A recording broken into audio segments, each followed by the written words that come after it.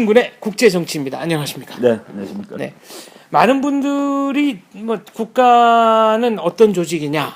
근데 이춘근 박사님은 단호하게 국가는 전쟁을 하는 조직이다 이렇게 말씀하셨어요. 예.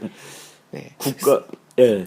네, 그래서 그 문제에 대한 네. 설명을 좀 부탁드립니다. 그러니까 이제 우리가 우리나라 사람들이 그런 생각을 잘 안 해요. 국가는 뭐 단연코 전쟁하는 조직입니다.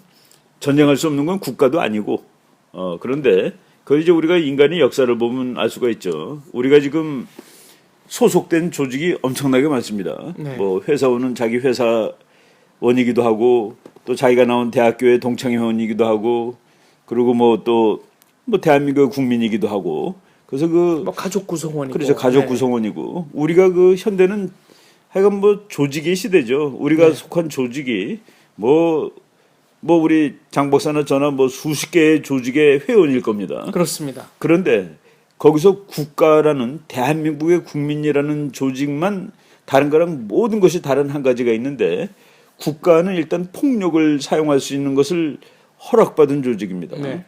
옛날에 이제 국가가 생기기 전에 맨 처음에는 뭐 인간들이 좀 이렇게 모여 살았겠죠. 뭐 소수가 모여 살다가 이제 그것이 점점 권력 관계가 형성이 될 겁니다. 권력 관계가 어떻게 형성되냐면은, 예를 들어서 그 남자 여자가 이제 있는데, 그 남자들은 가서 사냥을 하거나 뭐 이렇게 뭘 해갖고 오잖아요. 그런데 어떤 사람은 가가지고 사슴을 잡아옵니다. 근데 어떤 사람은 토끼를 잡아오는 거예요. 사냥 나갔다가. 그러면 거기 있던 여자들이 또는 다른 어린 남자들이 또는 노인들이 누구 쪽으로 몰리겠느냐? 사슴 잡아온 사람한테 가겠죠. 그 그렇죠. 사람이 힘이 생긴. 그게 네. 바로 권력 관계가 시작되는 거거든요.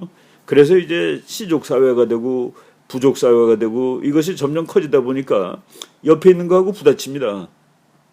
이제 우물이 가운데 어떤 마을이 둘이 있어요. 그 두 마을은 전부 다 독립적인 그냥 뭐 그 조직체인데, 권위가 있는 뭐 권력 관계가 있는 조직인데, 그 마을이 점점 커지다 보는데 거기 가운데에 우물이 하나 있단 말이지. 근데 이 우물을 가지고 싸움하게 되지 않겠습니까? 서로 네. 자기 거라고. 이기는 편이 전체를 다 가지게 되는 것이죠. 그런 식으로 커지다가 마지막에 생긴 것이 국가입니다. 그래서 지금 수만 개, 뭐 수십만 개의 그런 조직들이 있었는데, 지금 지구 전체를 200몇 나라가 쪼개서 다 가지고 있다는, 그렇게 생각하시면 됩니다. 그래서 이것은 전쟁을 잘했기 때문에 지금 남아있는 거예요. 전쟁을 잘했기 때문에 현재 남아있는 것이 지금 한 200여 개가 되는 국가죠. 전쟁 못하는 조직들은 다 죽었습니다. 없어졌어요. 그래서 전쟁 잘하는 것만이 남아서 오늘 이런 그 국가가 됐는데, 손자병법이라는 책 보면은 그 책이 나온 지 한 2400년이 된 거로 칩니다. 거기 보면은 병자, 국지, 대사야. 그래갖고서 병자라는 것은 뭐 우리가 이 군인할 때 그 병, 네. 그 병이라고 해서 병자. 그래서 이거는 전쟁. 네. 전쟁이라는 것을 의미하는 겁니다. 전쟁은 국가의 큰일이다라고 했는데, 거기 나라 국자를 썼는데, 그 나라국이라는 한문을 잘 보면 아주 기가 막힌 걸 발견할 수 있습니다. 겉에 큰 네모가 있어요. 큰 네. 네모가 있고, 그리고 밑에는 삐껴친 거가 조그만 삐껴친 글자가 하나 있고, 그 위에 조그만 네모가 하나 있습니다. 네. 그리고 그 옆에는 우리가 그 창과라고 있는 그 글자가 이제 하나 붙어 있어요. 그 네 개로 구성됐는데, 그거를 우리가 해석을 하면은 그 이 구자는 사람이란 뜻입니다. 그리고 밑에는 조그만 땅이고, 네. 그러니까 땅 위에 사람이 창을 들고 서서 지키는 큰 땅. 그 큰 네모는 영토를 얘기하는 것이죠. 그래서 우리가 그 고등학교 책에 보면은 국가의 3요소라는 게 나옵니다. 국가의 3요소는 영토, 주권, 국민인데, 여기서 그 큰 네모가 영토입니다. 그리고 그 창을 나타내는 이 과자가 주권이고, 그리고 조그만 네모, 입구자, 이게 국민이죠. 바로 창 들고 지키는 큰 땅, 이것이 국가가 되는데, 그래서 국가는, 그 현대 국가는 어떻게 조직이 되냐면은 두 가지 기능을 제일 강조를 합니다. 하나는 징집 기능이에요, 징집. 그리고 하나는 조세. 그러니까 국민들로부터 세금을 걷어갈 수 있고, 그리고 하나는 젊은 사람들을 나이가 차면은 군인으로 데려갈 수 있고, 그 조세와 징집은 다른 말로 하면 전쟁 능력입니다. 그래서 모든 현대 국가는 전쟁 능력을 확보하고 그게 이제 나라가 되는 것이죠. 그래서 보통 나라들은 군사력을 보통 먼저 건설합니다. 그리고 군사력이 건설된 다음에 나중에 이제 나라가 생기는 경우가 대부분이죠. 중국이 그랬네요. 뭐 중국이 아니라 모든 나라가 다 그렇다고 보면 됩니다. 그래서 군사력이 없는 나라는 나라가 될 수가 없고, 그리고 군사력이 세지 못한 조직은 나라가 되기 전에 다른 조직한테 점령당하고. 그래서 지금 뭐 대한민국도 세계적으로 괜찮은 강한 나라죠. 군사력 10위권의 나라고 우리가 종합국력 10위인데, 바로 대한민국도 20살 된 청년들을 군대로 끌어갈 수 있는 능력을 잃었다. 그리고 국민으로부터 세금을 거둘 수 있는 능력을 잃었다. 그러면 이건 나라가 아니죠. 그 두 능력을 상실하게 되면은 이미 그건 나라가 나라로서 아닙니다. 존립할 그렇죠. 수 없다. 그래서 네. 국가는 역설적으로 국가는 전쟁하는 조직입니다. 대통령은 총사령관이에요. 헌법에 나와 있습니다. 대통령은 총사령관이죠. 근데 이제 우리가 그냥 그 뭐 평화롭게 오래 살다 보니까 국가가 그렇지 않은, 회사하고 국가가 거기서 다릅니다. 회사는 아무리 그 회사 사장님이 힘이 세고 그래도 그 사원들의 목숨을 요구할 수 없습니다. 회사를 지키기 위해서 회사원의 목숨을 다해서 일을 해라라고 얘기할 수 있겠죠. 근데 그게 문자 그대로 목숨을 다해서 회사를 지키는 것을 요구하지 못하지만은 우리 국민은 국가를 위해서 때로는 목숨을 내놓는 것이죠. 그래서 국가라는 조직은 인간이 만든 조직 중에서 유일하게 칼이나 창을 가지고 지키는 조직이다. 그리고 역설적으로 그게 없으면 국가가 아니다.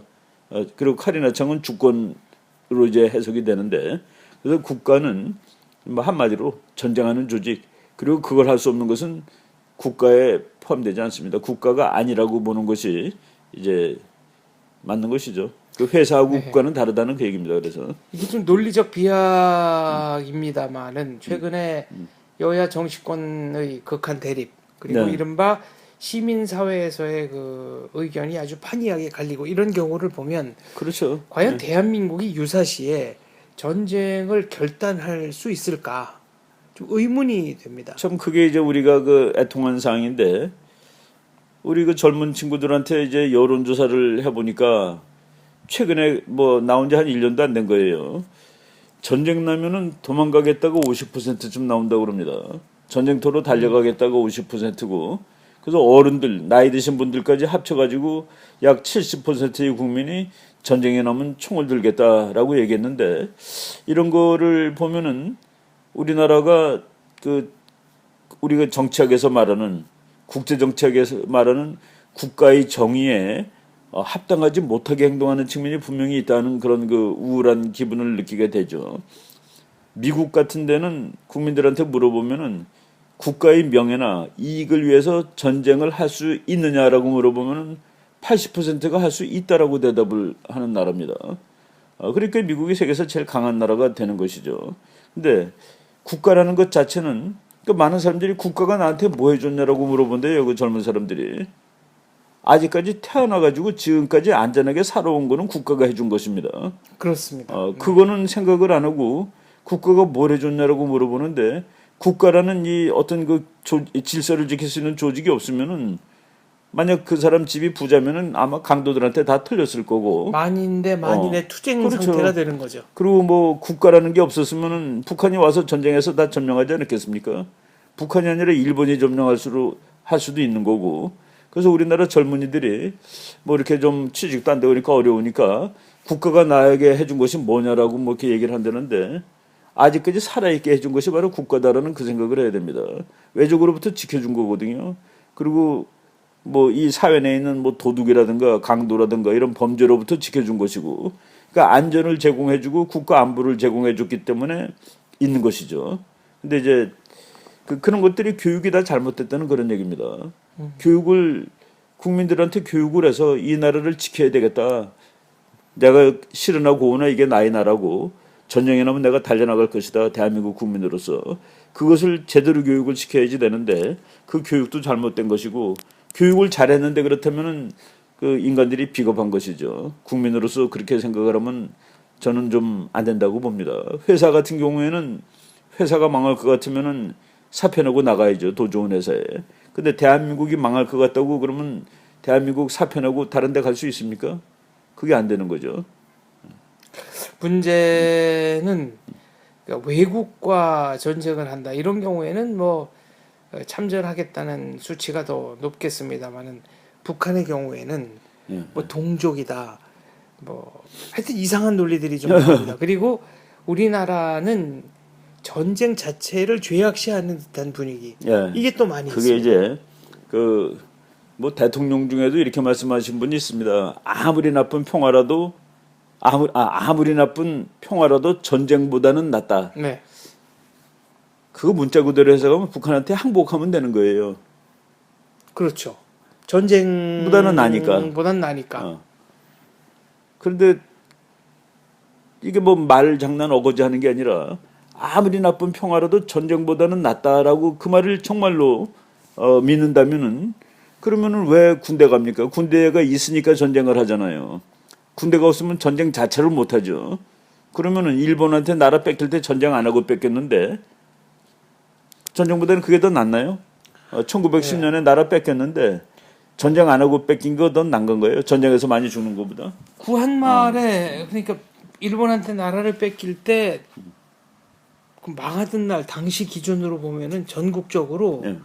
군인이 서류상으로만 18,000명 정도 있었고 뭐 병력도 아니죠. 네, 그런 거는. 아마 실제로는 8,000명 정도에 예, 불과했으리라는 게 정설입니다. 예. 전국적으로 8,000명입니다. 그러니까 우리 국민들이 이게 다 교육인데 국제 정치가 그렇게 냉혹한 그런 거고 나라를 뺏겼었잖아요. 나라를 뺏겼었단 말이죠. 지금도 일본한테 이렇게 분해 가지고 이 참 일본을 감정적으로 그렇게 미워하는 그런 국민인데 근데 나라를 뺏긴 가장 중요한 것이 군사력이 없기 때문에 뺏겼다는 것이고 전쟁할 능력이 없기 때문에 뺏긴 것이거든요. 우리나라가 뭐 성질이 나빠서 일본한테 매맞은 것도 아니고 뭐 그렇습니다. 그건 하여간 우리나라가 나라를 뺏긴 가장 중요한 이유는 전쟁을 할 줄 몰랐기 때문에 전쟁할 능력을 다 잃었기 때문에 이순신 장군은 그때 전쟁할 능력이 있었기 때문에 왕들은 뭐 좀 이렇게 잘하지 못했지만은 조선을 300년을 목숨을 더 연명시킨 겁니다. 바로 그 위대한 장수가 있고 그때 해군력이 있고 그런데 그것이 고종 때 와서는 다 없어진 것이거든요. 세계는 군사력이 더 중요하게 된 시대. 그러니까 한국은 없어졌단 말이죠. 그리고 6.25 때도 뭐 전쟁을 그렇게 했는데 우리가 지금 북한은 동족이기 때문에 그렇다 그러는데 여기서 또 이제 우리 국민들이 국제 정치의 일반 원칙하고 어긋나게 생각하는 거가 있습니다. 네. 국민은 누구냐? 국민은 피가 같은 사람이 아니에요. 국민은 피가 같은 사람이 아닙니다. 국민의 조건은 생각이 같은 사람이에요. 같은 생각을 하는 사람이 국민입니다. 그래서 미국 사람들은 영국에서 왔든 프랑스에서 왔든 흑인이든 백인이든 미국이라는 국가의 헌법을 따르고 미국이라는 국가가 원하는 것을 자기가 동의하고 그래서 미국인인 겁니다. 공통의 역사와 공통의 미래를 갖고 있으면 국민입니다. 그렇죠. 그게 국민이죠. 네. 공통의 사상을 가지고 있고 그러니까 공통의 같이 살겠다 함께 같은 방식으로 그게 국민이죠. 피가 같았는데 북한은 물론 우리랑 피는 같죠. 그런데 사는 방법이 달라요. 너는 나의 방법대로 살아야 된다. 그리고 또 한국은 우리 방법에 의해서 살아야 된다라고 했기 때문에 그 둘은 국민으로 치지 않습니다. 같은 국민이 아니다는 그 얘기예요. 같은 민족일 수 있어요. 민족. 그런데 같은 국민은 아니죠. 그리고 국가는 국민으로 구성된 것이지 민족으로 구성된 것이 아닙니다. 예를 들어서 지금 이제 세월이 지나다 보니까 옛날에는 지구에 인구가 너무 많아가지고 뭐 인구 폭발해갖고 다 굶어 죽을 거라고 생각했었는데 지금은 이제 인구들이 모자라요. 그 선진국들 같은 데는 막 인구가 줄어들잖아요. 일본 같은 경우에 인구가 팍팍 줄어들고 있습니다. 네. 우리나라도 곧 그렇게 돼요. 그런데 지금 우리가 그것을 해결하기 위한 수단으로 쓰는 것이 외국 여인들을 사와서 농촌 총각하고 결혼시키고 국민을 국제 결혼을 하고 네. 그러면은 우리가 알고 있던 개념으로서 피가 같아야지 국민이다 하는 것이 지금 물타기가 되는 거죠. 월남 여자가 난 월남 여인과 한국 남자가 난 아이. 다문화 가정. 네. 이거 다문화 가정이라는데. 한국인입니다. 네. 한국인이죠. 바로 네. 국민이란 소리예요, 그게. 그 사람들은 우리 국민이죠. 그러니까 한국에 시집 온 외국 사람은 우리 국민입니다. 그럼으로써 우리가 민족을 민족만 강조하고 같은 피를 강조했을 때 나중에 인구가 막 줄어들고 그럴 상황을 이거로 해결을 하려는 참 노력이죠. 2010년을 전후해서 대한민국에서 이루어지는 모든 혼인 신고, 예, 예. 모든 혼인 신고에 국제 결혼이 차지하는 비중이 예, 예. 이미 10%를 넘어섰습니다. 그럼요. 네. 지금은 10%를 아마 훌쩍 넘어서 10%도 네, 넘어섰고 넘어서 걸로. 그리고 특히 뭐 우리 경기도 안산시 같은 데 가보면은 네. 특히 이제 그 다문화 가정이 많은데 그거를 이제 우리가 그 피만 따지고 북한은 우리랑 피가 같으니까 같은 민족이다를 앞세우는 사람들은 그 와서 그런 것을 참 황당한 일이라고 생각해야 될 겁니다. 그런데 우리는 국민을 유지하는 거예요. 국민. 국가를 유지하기 위해서 그런 일을 하는 것이죠. 그래서 이제 국가의 형태가 이제 세 가지로 칩니다. One nation, one state. 그러니까 민족이 하나인데 국민족, 국가가 하나. 단일 민족, 단일 단일 국가. 민족, 단일 국가. 네. 이게가 참 꿈이죠, 꿈. 네. 꿈입니다. 그리고 또 두 번째는 그러니까 One nation, multi state. 종족은 하나인데 그 종족이 여러 나라로 나눠져 있는 경우가 네. 있습니다. 게르만. 예를 들면 뭐 독일, 오스트리아. 그렇죠. 네. 독일, 오스트리아 이건 피가 같아도 나라가 여러 네. 개잖아요. 그 게르만 같은 경우고 그리고 멀티 네이션 원 스테이트라는 개념이 있습니다. 그러니까 다민족 1국가 미국. 네. 미국이 대표적인 것이죠. 그래서 우리 미국에서 그 교수님이 그 국제정치 시간에 이제 국가 설명하는데 원 네이션 원 스테이트 했을 때 그 사례가 누구냐 그랬어요. 우리는 코리아 그랬더니 교수님이 너네는 투 스테이트다 이거예요. 원 네이션 투 스테이트. 아, 남북. 네. 그때 우리 막 쇼크 먹었습니다. 아 그렇구나. 우리나라가 두 개로 돼 있지. 우리나라 원 네이션 투 스테이트죠. 네. 근데 국가 지금 우리가 말하는 그 스테이트는 전쟁할 수 있는 능력을 가진 것인데 그는 네이션이 아니라 스테이트라는 개념으로 설명을 하는 겁니다. 그리고 북한은 우리랑 지금 생각이 다르기 때문에 북한이 우리랑 생각이 뭐 다르더라도 같이 살 수 있다고 느끼면 또 그렇게 험악하진 않을 거예요. 근데 자기의 삶의 방식을 한국의 전체를 강요하는 거로 돼 있잖아요. 그렇죠. 그러니까 북한의 궁극적 목적은 한국이라는 시스템, 체제를 없애는 거거든요. 그러니까 우리가 지금 거기를 네. 전쟁 나면은 뭐 없어지든지 싸우든지 둘 중에 하나를 해야 되는 그런 상황이 돼 있는 겁니다. 인구학자 얘기를 들어보니까 일본은 부자가 된 다음에 노령화와 인구 감소 문제를 그렇죠. 겪기 시작했고 한국은 부자가 돼가는 와중에 노령화와 인구 감소 문제를 겪고 있고 우리나라가 아마 2020년에 인구 정점을 찍은 뒤에 감소하게 돼 있나 그렇죠? 그렇죠. 지금 예. 한국 같은 경우에 그 이제 인구 통계학적으로 보면은 그 여자들이 평생 그냥 한 2.2명의 아이를 낳으면 네. 출산율 출산율 그렇게 되면은 그게 이제 유지가 지금 인구가 되는데. 유지되는 겁니다. 근데 이제 그게 막 줄어드는데 1.2가 되면은 10세대 만에 없어집니다. 한국은 이미 1.2보다 내려갔어요. 보다 내려갔죠. 1.1입니다, 한국이. 네. 뭐 이렇게 막 장려하고 그래도 그 선을 잘 못 넘는데 1.2가 되면은 300년 그러니까 그 10세대를 300년으로 치거든요. 그래서 어떤 교수가 계산한 거가 있어요. 지금식으로 이렇게 대입을 하면은 2350년인가 그 무렵 되면은 한국의 마지막 사람이 죽는다는 거예요. 그러니까 한국이 사람이 없는 겁니다. 네. 그래서 우리가 지금 그것을 당하지 않으려고 이제 여러 가지 방도를 쓰는데 그 중에 하나가 외국 여자들을 데리고 와서 농촌촌과 결혼시키고 인구를 유지하는 방법이죠. 그것까지도. 네.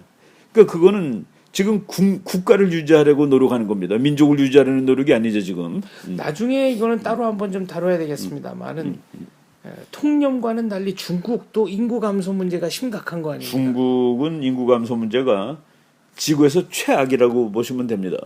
그러니까 우리나라도 나쁘고 일본도 나쁜데 네. 일본, 한국, 중국이 그 피해 순수성을 상당히 강조하는 나라예요. 특히 일본, 중국이 강조합니다. 중국은 그 이민제도가 없잖아요. 이민자를 안 안 받아들이죠. 받죠. 뭐 영주권 이런 개념도 없다고 그러죠. 일본도 마찬가지고 한국이 아주 특이한 실험을 하는 중입니다. 우리는 이제 외국인을 받아들였잖아요. 그러니까 국가를 유지하기 위해서. 근데 일본이 지금 힘들고 중국 같은 경우에는 거기다가 플러스 알파가 하나 더 있습니다.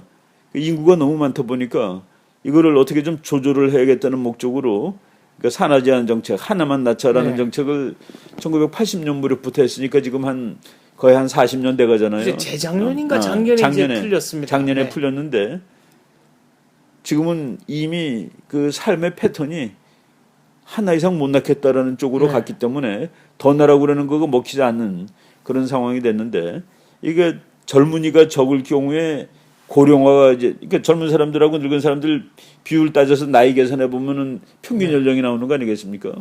급격히 늙고 있는 거예요, 중국도. 그러니까 중국이 금년부터 노동 인구가 수백만이 준다고 그랬나요? 줄어들죠. 수천만이 예. 준다고 그랬나요? 아무튼 노동 인구가 일할 수 있는 거가 지금 줄어들고 2014년, 2015년에 그 중국 인구 분포를 보면은 40대가 제일 많습니다. 네. 그 40대가 많다는 사실은 지금 문제가 안 보인다는 얘기예요. 그래서 40대는 뭐 한참 일할 수 있고 뭐 또 이제 뭐 다이나믹도 유지가 되고 건강하고 그런데 그 사람이 제일 많으니까 사회가 문제가 없어 보이는데 그 20년, 30년 밀어 올려 보세요. 요새 또 뭐 다 평균 수명 길어졌기 때문에 네. 앞으로 그러면 70대가 제일 많다는 소리가 되는데 그 밑을 받쳐줘야 될 청년은 없거든요. 이런 것들이 우리나라도 마찬가지고 뭐 전 세계가 다 겪는 건데 그래서 국가를 유지하기 위해서 이제 그 다른 방법을 쓰는데 거기서 최고가 미국입니다. 미국은 애초에 여러 나라 사람이 모여서 만든 나라이기 때문에 네. 민족이라는 개념이 없어요. 민족이라는 개념이 없이 국민이라는 그러니까 국민이 아주 그 탄탄하게 돼 있는 그런 나라죠. 자발적 이민에 그렇죠. 의해서. 야, 네. 저 영국 사람 가서도 미국 사람이 되고 프랑스 사람 가서 미국 사람이 되고 내가 그 미국에 그 두 번째로 공부하러 갔을 때 우리 그때 그 교수 그 알란 밀렛 교수라는 사람이 있었습니다. 그 사람이 이제 그분한테 내가 부탁을 해서 공부를 하러 갔는데 그래서 자기 집 가까운 데다 이제 우리 아파트를 얻어줬어요. 교수가. 그래서 그 집 딸내미가 우리 집에 자주 놀러 옵니다. 알란 밀렛 딸 이렇게 이제 결혼을 뭐 나중에 한 번 더 하신 분이라 그 교수님 나이는 많은데 애가 어려요. 그 이브 밀렛이야. 이브 밀렛. 그 이브가 와서 한 번 뭐라고 그러냐면 나한테 자기 할머니 그러니까 엄마 쪽은 영국 사람이고 그래서 자기 외할아버지는 영국 사람이고 자기 친할아버지는 프랑스 사람이고 네. 자기는 미국 사람이래요. 그래서 내가 그거를 곰곰이 듣고 있다가 참 만약의 경우 우리나라 사람 어떤 사람이 우리 외할아버지는 중국 사람이고요. 우리 외할머니는 우리 할아버지는 일본 사람이에요. 네. 근데 나는 한국 사람이죠. 그러면은 참 한국 사회의 통념상 그거를 이건 뭐 말이 안 네, 되는 어떻게 얘기. 받아들일까, 있을 수가 없는 사람들이. 얘기죠. 네. 있을 수가 없는 얘기입니다. 우리한테. 그런데 그 있을 수가 없는 그런 사람들로 구성된 미국이 국민이 가장 강하고 국가가 가장 강하다는 애국심의 정도도 애국심도 가장 정도 강하고. 네. 예, 그래서 우리가 알고 있는 국가에 대한 어떤 그런 관점이 그러니까 이제 국가는 전쟁하는 조직이다 그러면 야, 저 사람 황당한 소리 하네라고 아마 느끼는 사람이 있을 거예요. 네, 이게 전쟁광이야 뭐 그렇죠. 이런 전쟁광이 네. 그러는데 전쟁에서 진짜 수천년 수만 년이죠. 인간 역사에 수많은 전쟁에서 마지막으로 살아서 남은 조직이 국가예요. 국가들은 전쟁을 잘했기 때문에 살아남은 조직이라 보시면 네. 됩니다. 인간의 역사를 봤을 때. 그래서 그 국가는 지금도 전쟁하는 조직이죠. 그러니까 다 뭐 몇 살 딱 되면은 신체 검사라고 통보 나오잖아요. 알겠습니다. 역시 국가의 본질이 전쟁을 하는 조직이다. 그렇죠. 근데 그걸 못 하게 되면은 이 동네에선 살아남을 수가 없어요. 국가로서 존립이 가능하지 그렇죠. 않다. 네. 지금 뭐 세상이 좀 달라지고 그렇지만은 그러니까 그냥 비겁하게 사는 방법이 있죠. 밑에 들어가서 살거나 우리가 중국 밑에서 그냥 굴종적으로 중국은 황제고 우리는 왕이고 그러니까 우리가 부하로 산 거죠. 따지고 보면은 그렇게 이제 그러면서 이제 그거를 그 뭐 참 슬픈 마음을 다루기 위해서는 우리가 대우받는 게 어디냐라고 이제 또 그런 사상을 또 만들었을 수 있는 거죠. 그런데 지금 저는 우리가 100년 동안 자존 독립국이었거든요. 그래서 다시는 밑으로 들어가서 살기 힘들다고 저는 봅니다. 알겠습니다. 국가를 유지하기 위해서라도 국가의 본질이 전쟁을 하는 조직이라는 사실은 잊지 말아야 할 것 그렇죠. 같습니다. 그러니까 대통령을 뽑으면은 대통령이 뭐 여자든 남자든 군대 갔던 사람이든 안 갔던 사람이 전부 총사령관을 시키잖아요. 왜? 나라를 지키는 것이 최고의 임무니까. 네. 알겠습니다. 네, 말씀 감사합니다. 네, 잘 네, 들었습니다. 네, 네. 네.